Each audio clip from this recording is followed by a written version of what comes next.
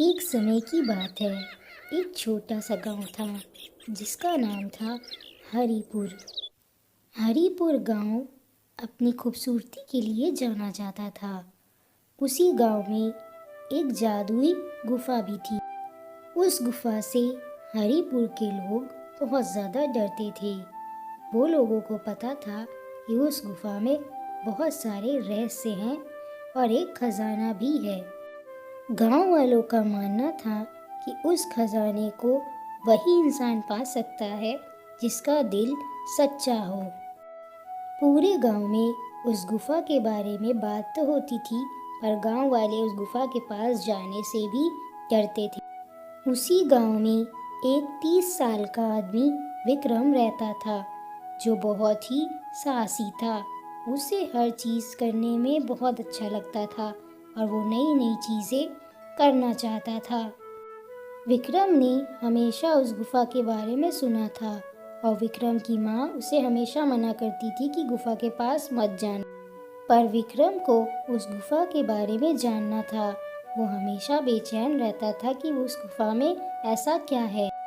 देखो विक्रम, मैं जानती हूँ कि तुम जानना चाहते हो कि उस गुफा के अंदर क्या है, पर तुम ये भी जान लो, जो उस गुफा में गया वो कभी भी लौट कर वापस नहीं आया है। माँ, पर मैं जानना चाहता हूँ कि उस गुफा में क्या है, पर तुम कहती हो तो मैं उस गुफा में नहीं जाऊँगा। तुम मेरी बिल्कुल फिक्र मत करो, मैं तुमसे बिना बताए कुछ भी नहीं करूँगा। एक दिन गांव के कुछ लोग आपस में बात कर रहे थे, तो विक्रम भी वहीं खड़ा था, उनकी बातें सुन रहा था। अरे श्याम, तुझे पता है उस गुफा में खजाना है और वो वही पा सकता है जो सच्चा और दिल का अच्छा इंसान हो। विक्रम ने इतना सुनते ही ये ठान लिया कि वो उस गुफा में जाएगा और वो खजाना लेकर आएगा और गांव वालों की मदद भी करेगा। पर हाँ, उस गुफा का रास्ता वही बता सकते हैं जो यहाँ साधु बैठते हैं। वो शाम को घने जंगल के पास ही बैठते। विक्रम ने सोच लिया कि आज वो गुफा में जाकर रहेगा, इसलिए वो घने जंगलों से होता हुआ साधु के पास जाने लगा। विक्रम बहुत ही साहसी था, उसे किसी चीज़ से भी डर नहीं लगता था। वो साधु बाबा एक बरगद के पेड़ के नीचे बैठते थे। विक्रम ढूंढता हुआ उनके पास आया। बाबा, इस गांव में उस गुफा के बारे में मैंने बहुत सुना है और मैं उस गुफा के अंदर जाना चाहता हूँ और मैं गांव वालों के लिए कुछ अच्छा करना चाहता हूँ। बेटा, उस गुफा में जाना आसान नहीं है। अगर तुम जाना चाहते हो तो मैं जो तुम्हें मंत्र बताता हूँ वो पढ़ना, उस गुफा का दरवाज़ा खुल जाएगा। साधु बाबा ने विक्रम को समझाया कि वो उस गुफा का दरवाज़ा कैसे खोलेगा। विक्रम ने सब कुछ ध्यान से सुना और वहाँ से चला गया। विक्रम फिर घने जंगलों से गुजरता है और गुफा के पास जाने के लिए तैयार होता है। विक्रम को अब बस गुफा के पास जाना था और ये जानना था कि वहाँ ऐसा है क्या। कुछ देर के बाद विक्रम गुफा के पास पहुंच जाता है और जैसा साधु बाबा ने उसे कहा था उसने वैसा ही किया। विक्रम वहां पहुंचकर देखता है तो एक पत्थर पड़ा होता है। उस पत्थर पर लिखा होता है, जो सच्चे और पवित्र मन से आएगा वही आगे बढ़ पाएगा। विक्रम ने बिना सोचे मंत्र पढ़ा और गुफा का दरवाज़ा धीरे धीरे खुलने लगा। विक्रम ये देखकर बहुत हैरान हो गया। विक्रम ने बिना कुछ सोचे फिर गुफा में जाने का फैसला ले लिया। अब विक्रम को थोड़ा डर तो लग रहा था, पर वो इतनी दूर आकर पीछे नहीं मुड़ना चाहता था। वो जल्दी जल्दी गुफा के अंदर चला गया। विक्रम जैसे ही गुफा में अंदर गया, गुफा का दरवाज़ा अपने आप बंद होने लगा।